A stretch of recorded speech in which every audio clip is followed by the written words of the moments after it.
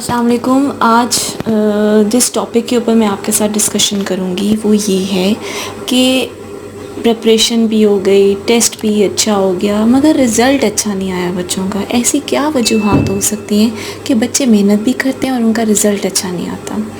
अच्छा, उसके पीछे कई फैक्टर्स हो सकते हैं। एक तो ये हो सकता है कि उनके ऊपर किसी चीज़ का स्ट्रेस होगा, वो मेंटली तौर पे they are not fit, they are emotionally disturbed at the moment. तो क्या वजह हो सकती है कि वो इमोशनली डिस्टर्ब हों, वो इतने डिस्टर्ब हों कि प्रेपरेशन के बावजूद उनकी परफॉर्मेंस ठीक ना हुई हो, रिज़ल्ट्स अच्छे जनरेट ना हुए हों।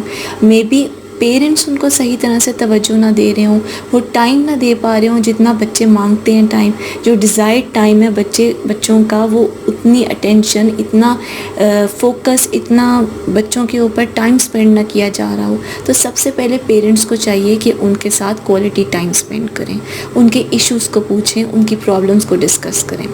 दूसरी सबसे बड़ी वजह ये हो सकती है कि मे बी ऐसा हो कि बच्चों का कॉन्सेप्ट क्लियर ना हो, एक पर्टिकुलर टॉपिक के बारे में बच्चों का कॉन्सेप्ट क्लियर ना हो। तो बच्चों की हमेशा बेस पहले स्ट्रॉन्ग होनी चाहिए। मैं हमेशा यही बताती होती हूँ कि फ़र्स्ट 5 ईयर्स जो बच्चों के होते हैं वो बहुत इंपॉर्टेंट होते हैं। उनमें बच्चों की बेस स्ट्रॉन्ग हो जाती है, ग्रामेटिकल इश्यूज़ उनके सारे क्लियर हो जाते हैं, उनके मैथमेटिकल इश्यूज़ काफ़ी ज़्यादा क्लियर हो जाने चाहिए। तो एक तो बेस स्ट्रॉन्ग होनी चाहिए, दूसरा पेरेंट्स को क्वालिटी टाइम अपने बच्चों के साथ स्पेंड करना चाहिए। तीसरा, अगर उनका कोई ऐसा प्रॉब्लम है जैसे उनके फ्रेंड्स उनको कोई तंग कर रहे हैं, वो इमोशनली डिस्टर्ब्ड हैं, वो अपनी पढ़ाई की तरफ तवज्जो नहीं दे सक रहे हैं, तो ये भी उनको चाहिए कि वो आपके साथ डिस्कस करें। अच्छा, सबसे इम्पॉर्टेंट जो इशू है वो ये है कि आपके जो बच्चे हैं उनका एक स्केड्यूल सेट होना चाहिए। ऐसा नहीं होना चाहिए कि हर वक्त वो बस पढ़ाई की तरफ, होमवर्क की तरफ, लर्निंग, राइटिंग, ऐसा नहीं होना चाहिए। उनके हर टास्क को प्रॉपर टाइम देना चाहिए। स्पोर्ट्स का अलग टाइम सेट होना चाहिए, एंटरटेनमेंट का अलग टाइम सेट होना चाहिए, पढ़ाई का अलग टाइम सेट होना चाहिए। हर चीज़ का एक टाइम, एक स्केड्यूल, एक टाइम टेबल सेट होना चाहिए। वो क्यों? ताकि बच्चों के मूड्स में चेंज आए। बच्चे अगर पढ़ते ही रहेंगे तो बच्चे बोर हो जाएंगे, बच्चों का दिल उठ जाएगा पढ़ाई की तरफ से, बच्चे तंग आ जाएंगे, बच्चे अंडर स्ट्रेस चले जाएंगे कि जब भी देखो मामा हमें पढ़ने के लिए कहती हैं, जब भी देखो बाबा हमें यही कहते हैं कि जाके होमवर्क करो। ऐसा नहीं होना चाहिए। अगर आपको फ़ील हो रहा हो कि बच्चे आपके अटेंटिव नहीं है इस वक्त स्टडीज़ में, तो उनको एक ब्रेक देते हैं और ब्रेक में उनसे कोई फ़िज़िकल एक्टिविटीज़ करवाएं, उनकी कोई एक्सरसाइज ऐसी करवाएं जिनसे उनका माइंड फ्रेश हो जाए, वो दोबारा से माइंड को फ्रेश करके अपनी स्टडीज़ की तरफ वापस आएँ। अच्छा, जो भी आप घर में बच्चों को, जो भी बच्चे स्कूल में पढ़ें, उनको घर में रीइंफोर्स ज़रूर करवाएं। उनको सिर्फ एग्ज़ाम्स के लिए मत रखें कि एग्ज़ाम्स जब आएंगे तो हम उनकी तैयारी करवा देंगे। मेरा ये रूल है, मैं अपने बेटे को ऐसे करवाती हूँ कि जो वो स्कूल में करके आता है उसको मैं घर में एक दफ़ा ज़रूर रीइंफोर्स करवाती हूँ, और वीकेंड्स पे मैं उससे रिटन वर्क ज़रूर करवाती हूँ।